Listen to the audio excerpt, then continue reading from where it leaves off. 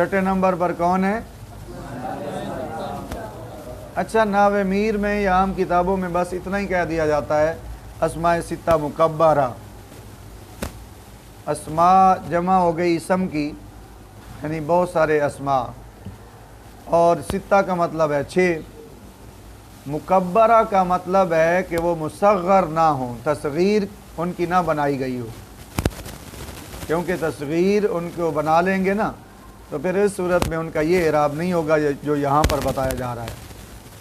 जैसे अख़ुन है ना, अख़ुन, तो अगर इसकी तस्ग़ीर बना लेते हैं तो फिर आप ये इराब नहीं जो यहाँ पर वो वाव अलिफ या वाला, इस सूरत में वो मुफ़रद मुनसरिफ सही वाला उसका इराब होगा जाअनी उबय्यो, जाअनी उखय्यो का, रहे तो उखय्या का, मराद तो।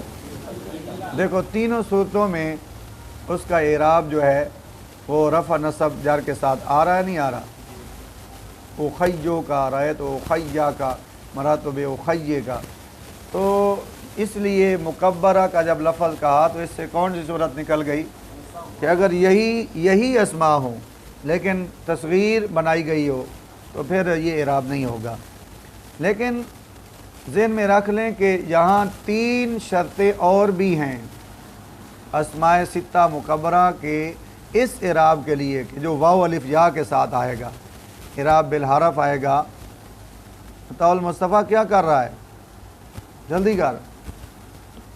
इसके लिए अच्छा, एक तो यही हो गई कि ये मुकब्बर हों, ये भी शर्त है समझो। मज़ीद 3 और भी हैं, मुवहदा हों। क्या हों? वाहिद के सीगे हों। जब कहा ना वाहिद के सीगे हों तो इससे तस्निया और जमा वाली सूरत निकल गई कि अगर यही लफ़ज़ अबुन अखुन फमुन ज़ू मालिन वग़ैरह ये अगर तस्निया जमा हुए तो फिर इनका तस्निया जमा वाला इराब होगा, फिर ये इराब नहीं होगा वाव अलिफ या के साथ जो यहाँ बताया जा रहा है। कितनी शर्तें हो गई? बोलो कौन कौन सी? पहली शर्त है मुकब्बरा हों, दूसरी है मुवहदा हों, यानी तस्निया जमा ना हो, क्योंकि तस्निया जमा का आगे बाकायदा आगे इराब आ रहा है अल मुसन्ना, और जमा का भी आ रहा है और पीछे जमा मुकस्सर का गुज़र भी चुका है, इसलिए मुवहदा हों। कि 2 शर्तें हो गई। तीसरी शर्त ये है कि ये मुज़ाफ़ हों। लिहाजा जब कहा ना मुज़ाफ़ हों तो अगर ये मुज़ाफ़ ना हुए, इजाफ़त के बग़ैर इस्तेमाल हुए तो फिर भी ये इराब नहीं होगा वाव अलिफ या के साथ।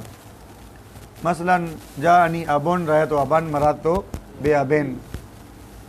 अब ये तो तीनों हालतों में तीनों इराब आ रहे हैं, रफ़ा नसब जर है कि नहीं? तो क्या वजह है?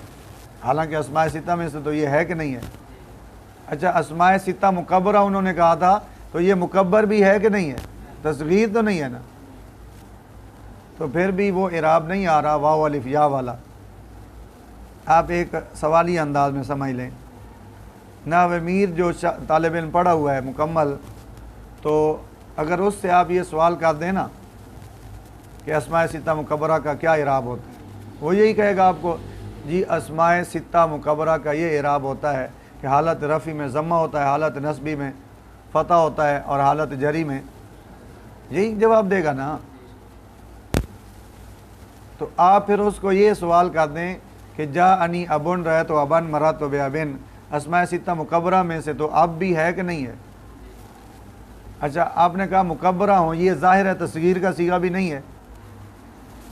अस्माए सित्ता मुकब्बरा में से हुआ कि ना हुआ? अबुन।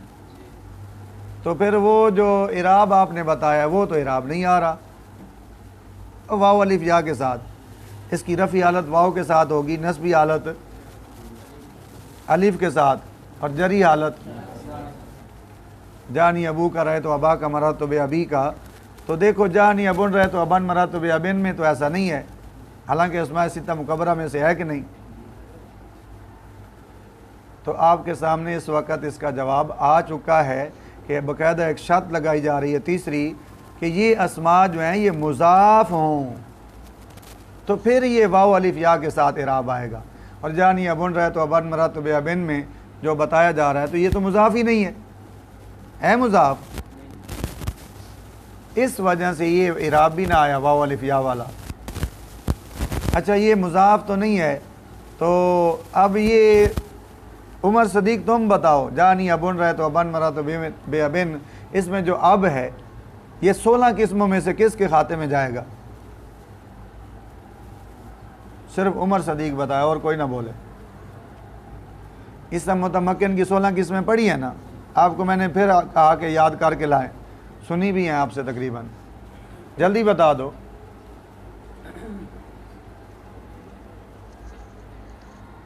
अब तो मैं मिसाल भी दे चुका हूं, फिर भी आपको समझ नहीं आ रही।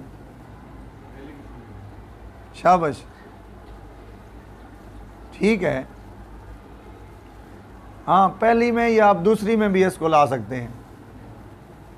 दूसरी क्या थी? शाबाश, क्योंकि ये अबुन अगर इसकी असल आबावन माना जाए तो फिर आपने पढ़ा था ना जारी मजरा सही क्या होता है। शाबाश, दालवन जाबियन वाली मिसालें भूल गई हैं। तो बहरहाल ये आखिर में वाव मान लें या मान लें, क्योंकि बाकी भी तो है ना, अबुन खुन फमुन, कईयों के आखिर में या भी आती है, तो उनमें से जो भी मान लें। बहरहाल अगर ये मुज़ाफ़ ना हुआ तो फिर पहली किस्म के खाते में चला जाएगा, तो पहली किस्म का जो इराब है इसका भी वही इराब होगा। अच्छा, कितनी शर्तें हो गई? 3 हो गई, सारे बोलो ना, सोए हुए हो। अच्छा, इसके बाद मैंने कितनी कही थी? नहीं, मैंने कहा था इसके लिए कितनी शर्तें हैं? अब बेवकूफ़, ना मैंने 3 कहा है, ना मैंने 6 कहा है, ना मैंने 5 कहा है, और आप ही समझ गए। मैंने कहा था 4 शर्तें हैं इसके लिए, पता नहीं कहाँ गए हुए थे तुम उस वक़्त। पहली हो गई मुकब्बरा हो, दूसरी हो गई मुवाहदा हो, तीसरी हो गई मुज़ाफ़ हो, और चौथी शर्त है कि ये मुज़ाफ़ भी हों याए मुतकल्लिम के गैर की तरफ। किधर?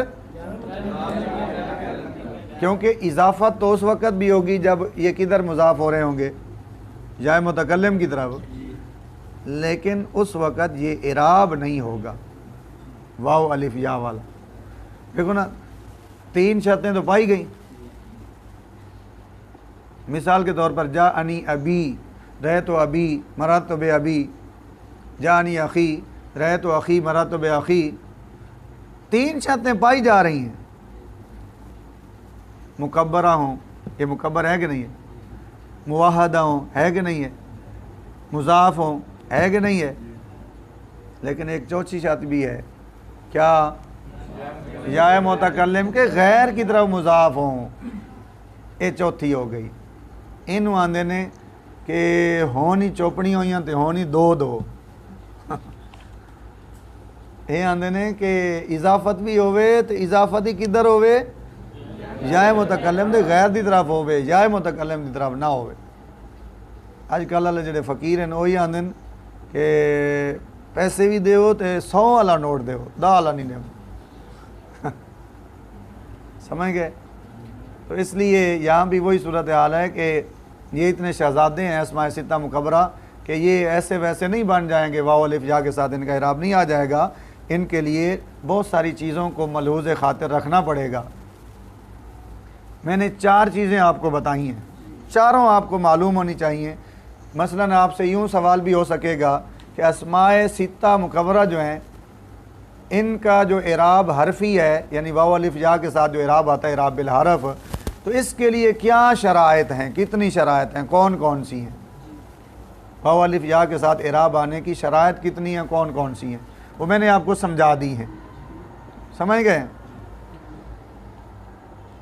अच्छा, एक बात हामिद है, हामिद तू इस बात का जवाब दे। जानी अभी रहे तो अभी मरतब अभी, अब है तो अस्माए सित्ता मुकब्बरा में से ना, लेकिन इस सूरत में वो वाव अलिफ या वाला इराब तो नहीं आ रहा ना, क्या आ रहा है? ज़हन को हाजिर रखें मेरी तरफ।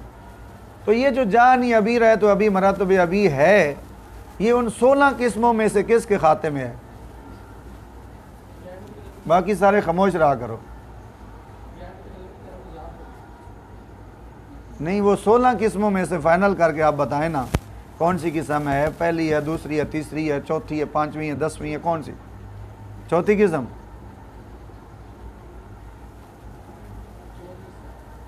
चौदहवीं क्या थी? 14वीं किस्म जमा मुज़क्कर सालिम मुज़ाफ बसोई है मुतकल्लिम, यही बेवकूफ़। तो ये जमा मुज़क्कर सालिम है। अब पहुंचा, ये सही है लेकिन थोड़ी सी गलती खा गई है। ठहरो ना, जिससे पूछा जा रहा है वही बताया करे। शाबाश। देखें मसला हल हो गया इधर ही। जानी अबुन 16 किस्मों में से पहली किस्म आ गई। जानी अबू का 16 किस्मों में से छठी किस्म आ गई। अस्माए सिताली 6वीं है ना। जानी अबी रहे तो अभी 16 किस्मों में से कौन सी आ गई? देखो हर हालत मुज़ाफ हो, फलां की तरफ हो, फलां की तरफ हो, हर एक के लिए मुज़ाफ ना हो, 16 किस्में जो कोई ना कोई आई खड़ी। तो तुम इन्हों की अहमियत समझ जाओ कि वाकई यार ये 16 किस्में जड़ियाँ ना ये बड़ियाँ ज़रूरी हैं। उनके बग़ैर तो पता ही नहीं चलेगा इराब का। चलें तवज्जो रखें, यहाँ अभी बहुत सारी बातें हैं। मैं सिर्फ आपको इतना कह देना चाहता हूँ कि हज़रत साहब कहते हैं अबू का, अखू का, हमू के, हनू का और फू का, जू मालिन, 6 हो गए पूरे। इसमें जो हमू के आया इसको हमू के ही पढ़ना है और इसको हमू का नहीं पढ़ सकते। लेकिन इसके अलावा जो लफ्ज़ हैं उनको आप जो है ना मकसूर भी पढ़ सकते हो और कसरा के साथ भी पढ़ सकते हो और फ़तह के साथ भी पढ़ सकते हो। ये काफ जो ज़मीर है, लेकिन ये जो हम है ना हमू के, इसको कसरा के साथ पढ़ना ज़रूरी है। उमर सदीक क्यों?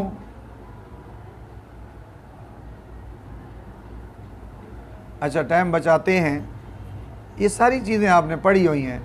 अरबी ज़ुबान में हम का माना है देवर।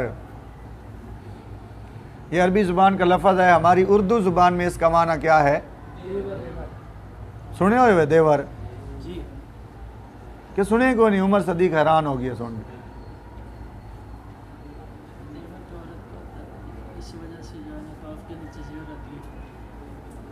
तो देवर किसका होता है? कौन होता है? औरत का देवर होता है जो इसके शौहर का भाई होता है। किसी भी औरत का जो शौहर होगा तो उस शौहर का जो भाई होगा, वैसे भाई की भी कैद गलबतन है, वैसे उसका जो भी करीबी रिश्तेदार है ना, उसके जो कज़न हैं, उसके इस तरह के, वो सारे समझो उस औरत के क्या हैं? देवर हैं। तो अब अगर तो आप ये समझते हैं कि मर्दों के भी देवर होते हैं तो फिर तो ठीक है, अब हमू का भी पढ़ते जाएं। हैं जानी हमू का, आप किसी को कह रहे हो तो इसका मतलब होगा आप उसको कह रहे हैं तेरा देवर मेरे पास आया। तो अगर आप ये समझते कि नहीं मर्दों के भाई देवर नहीं होते, तो फिर आपने इसको हमू का नहीं पढ़ना, क्या पढ़ना है? हमू के। बाकी हर लफ्ज़ का माना आपको मालूम होना चाहिए। अब का माना है बाप और अख का माना है भाई, और हम का माना देवर हो गया, और हनू का इसका माना उन्होंने बेनस्तूर लिखा है शर्मगाह, और फू का इसका माना है तेरा मुँह, यानी फमुन, या ये फमुन असल में होता है फावा हुन, फावा हुन। ये फिर पहले हा का रगड़ा निकालते हैं, उसको ख़त्म करते हैं, फिर जो वाव है इसको मीम से बदल देते हैं। क्या बन जाता है? फवन की बजाय फमन। तो इसका माना है मुंह, और जू मालिन का माना है माल वाला। जू का माना साहिब या वाला, तो जू मालिन इसका माना होगा माल व दौलत वाला। अच्छा, यहाँ एक अहम बात जो आज के सबक के लिहाज से है, अस्माए सित्ता मुकबरा के लिहाज से ही, एक तो पहले आपको बता चुका हूँ ना, उसके लिए ये शराइत हैं, 4 शराइत आपको बताई हैं। एक जो अहम बात है वो ये कि ये जो अस्माए सित्ता मुकबरा हैं ये मुफरद हैं क्या? लेकिन इनको जो इराब दिया जा रहा है तो वो तस्निया जमा वाला दिया जा रहा है। ये तस्निया जमा का इराब होता है वाव अलिफ या के साथ, होता नहीं होता? अच्छा, ये हैं मुफरद, तस्निया जमा तो नहीं ना? अबुन अखुन फमुन ये सारे मुफरद है ना? तो जब मुफरद हैं तो फिर इनका इराब भी तो मुफरद वाला होना चाहिए था ना। ये अजीब बात नहीं कि हैं मुफरद लेकिन इनका इराब जो है वो तस्निया जमा वाला, वाव अलिफ या के साथ।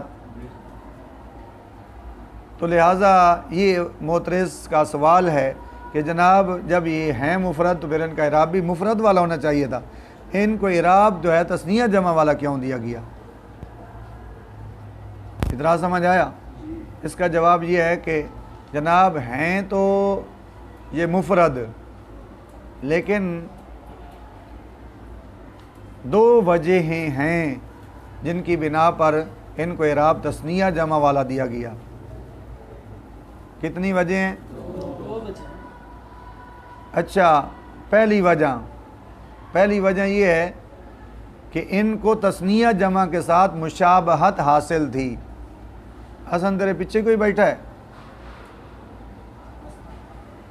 अच्छा, इनको तस्निया जमा के साथ मुशाबहत हासिल थी। कैसे मुशाबहत हासिल थी? वो इस तरह कि जिस तरह तस्निया जमा में जमा वाला माना पाया जाता है, तअद्दुद पाया जाता है, तो इन लफ्ज़ों में से जिस पर भी गौर करें हर एक लफ्ज़ के माने में तअद्दुद पाया जाता है। क्या पाया जाता है? तो ये मुशाबहत हो गई किसके साथ? तस्निया जमा के साथ। भाई तस्निया जमा में तअद्दुद होता है नहीं होता? भाई तस्निया का इतलाक़ कम अज़ कम 2 पर होगा ना, तो 2 में तअद्दुद हो ना गया। जमा का इतलाक़ कम से कम 3 पर होगा तो तअद्दुद हुआ ना हुआ? यह तस्निया जमा का इतलाक़ 1 पर होगा, कम अज़ कम तस्निया का इतलाक़ 2 पर होगा ना, तअद्दुद हो गया। तो ये जो 6 है ना अस्मा, इनमें भी तअद्दुद है। वो इस तरह कि अब कौन होगा? बाप कौन होगा? अब कह दो अब। ये तो दौर हो गया, एक का समझना दूसरे पर मौकूफ, दूसरे का पहले पर मौकूफ। अब वो होगा जिसका कोई इबन होगा। हुण तुसी सारे बैठे हो सकता किसी का विआह होया होवे ते अजे बच्चे ना होए होवन, मैं उन्हां दी गल करदा पई, किसी का ही कोई नहीं होया। अच्छा चलो बहरहाल चुप रहा सें ता मोती मिल जान, सबर करें ता हीरे। तवज्जो। तो बाप आप में से इस वक्त किसी को भी नहीं कह सकते, क्यों? इसलिए कि आपका ईबन ही नहीं है। आपका भाई शादी होने नाल फौरन तो नहीं बन हो जाता ना, कई सही साल ही लग जाते बाज़ का। तो उस वक़्त आप बाप कहलाने के हकदार होंगे कि जिस वक़्त शादी होने के बाद आपका कोई ना कोई बच्चा भी हो जाएगा। ये नहीं कि सिर्फ बुढ़ी दे आवन नाल ही तुसी बाप कहलावन लग जाओ। तवज्जो करना। तो अब कौन होगा? जिसका कोई ना कोई बेटा होगा। इसी तरह आगे जाएं, अख कौन होगा? जिसका कोई दूसरा अख होगा। दूसरा मसलन अखू का या अखुन, किसी के बारे में भी आप कहते हैं कि फ़लाँ मेरा भाई है, भाई का जो ही आप तसव्वुर करेंगे तो दो बंदों का ज़रूर तसव्वुर ज़हन में आएगा कि ये उसका भाई है, वो इसका भाई है। तअद्दुद ज़हन में आएगा नहीं आएगा। इसी तरह आगे हमू के, तो जहाँ देवर का तसव्वुर होगा तो वहाँ एक वो खातून ज़हन में आएगी जिसका वो देवर होगा, और एक वो देवर भी ज़हन में आएगा, तो तअद्दुद ज़रूर ज़हन में आएगा। ऐसे ही हनू का, तो ये हो ही नहीं सकता कि हन तो हो लेकिन साहिब हन ना हो, हन वाला ना हो। शर्मगाह तो हो लेकिन शर्मगाह वाला ना हो। किबला बंदियालवी साहब रहमतुल्लाह अलैह वो ना किसी चीज़ को पोशीदा नहीं रहने देते थे, तो हमारे असातिज़ा का भी यही तरीका है कि मैं तुम सोचते रह जाओ। इस हन दा वो अपनी बोली माना दसते होंगे हन भाई एदा माना है ढोई। हुण अगर तुहानू पता नहीं समझ आई है कोई ना, नहीं सही पीठ होर होंदी है। तो सरगोदे और खुशाब के इलाके का कोई अगर तुम्हें हो तो वो आपको समझाएगा कि ढोई कहना आने, इसीलिए वो ज़्यादा खुश हो रहा है। अच्छा, तो बहरहाल ये हो ही नहीं सकता कि भाई हम उसका तसव्वुर करें और वो तने तना अकेली जुदागा ना हो, तो इसलिए साहिब हन जो है उसका तसव्वुर भी ज़रूर ज़हन में आएगा। और इसी तरह फ़ू का, जिसका माना है मुँह, तो मुँह का तसव्वुर हो और जिसका मुँह है उसका तसव्वुर ना हो, यानी जैद का मुँह, तेरा मुँह, मेरा मुँह, कोई ना कोई जो भी होगा मुँह वाला, तो वो ज़हन में आएगा। तअद्दुद ज़हन में आया ना आया। ज़ू मालिन, माल वाला, तो यहाँ भी माल भी और माल वाला भी, दोनों चीज़ों का तसव्वुर होगा। इस तरह इनमें क्या पाया जाता है, तअद्दुद पाया जाता है। तो तअद्दुद इनमें चूँकि पाया जाता था, थे तो मुफरद, लेकिन इनमें चूँकि इनके माने में तअद्दुद था, जिसकी वजह से ये मुशाबे हो गए तस्निया जमा के, तो लिहाजा ये हुक्म हुआ कि भाई चूँकि ये उनके मुशाबे हो गए, लिहाजा इनको इराब भी वही तस्निया जमा वाला दो।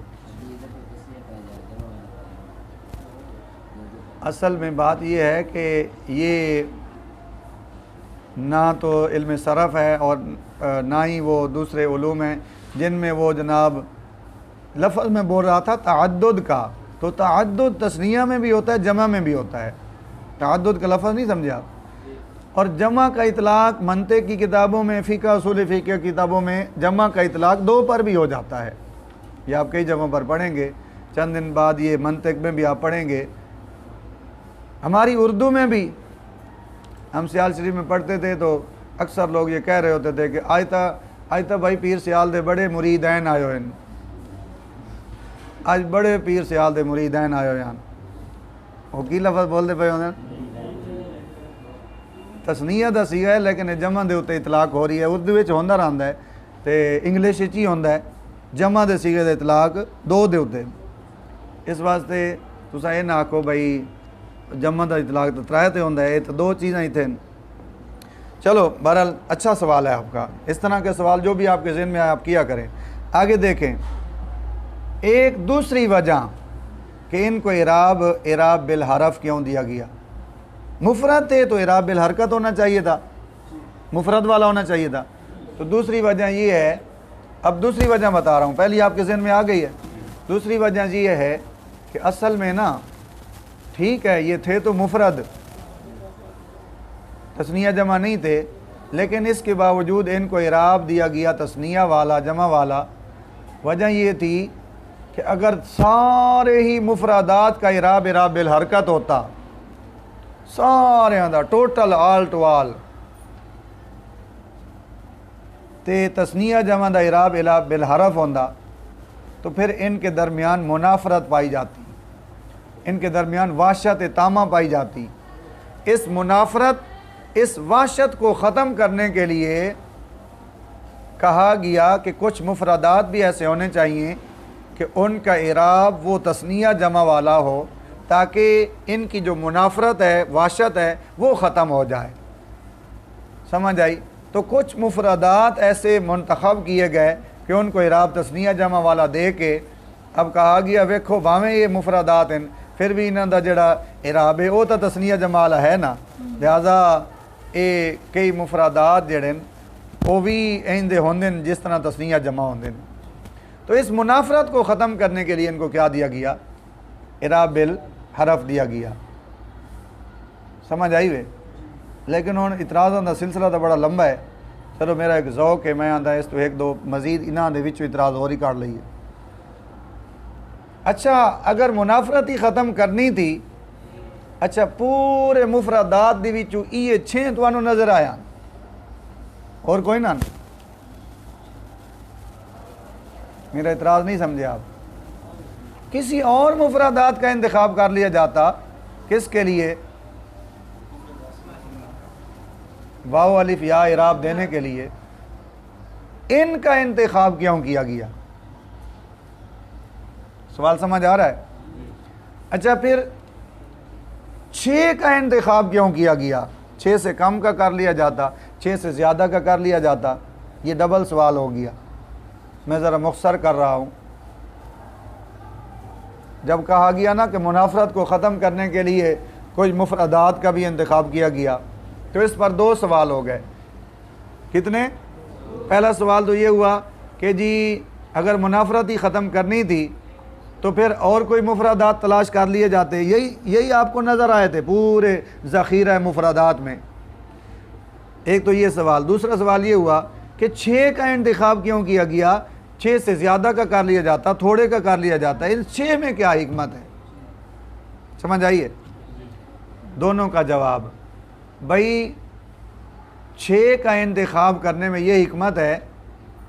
6 का इंतखाब करने में तस्निया के जो हालतें हैं, इराबी हालतें, वो भी 3 हैं, और जमा की जो इराबी हालतें वो भी कितनी हैं?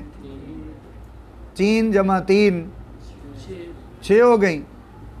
तो चूँकि तस्निया और जमा के मुकाबले में इन मुफरदात को लाना था, तो 6 इसलिए लाए कि उन्होंने दी हालत भी 6 ने, दोवां दियां मिला के, तो इधरों मुफरदात भी 6 होने चाहिए ने, ताकि हर एक दे मुकाबले एक एक आ जाए। पता नहीं समझ आई नहीं आई? तो 6 का इंतखाब करने में ये हिकमत थी। 6 से ज़्यादा या 6 से कम ना किए गए। समझ आई?